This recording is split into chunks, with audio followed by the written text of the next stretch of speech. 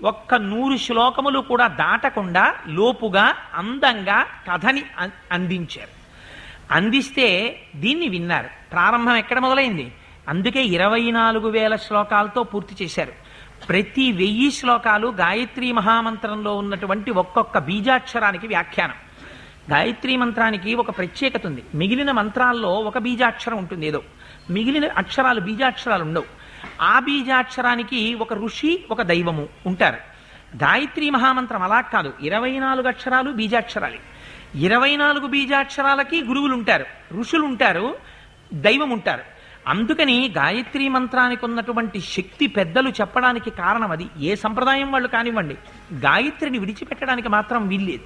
గాయత్రి చేసి తీరవలసింది. రామాయణం కూడా ఒక్కొక్క బీజాక్షరాన్ని తీసుకుని 1000 శ్లోకాలు చెప్పారు. అందుకని గాయత్రీ మంత్రానికి వ్యాఖ్యానమే రామాయణం. అందుకని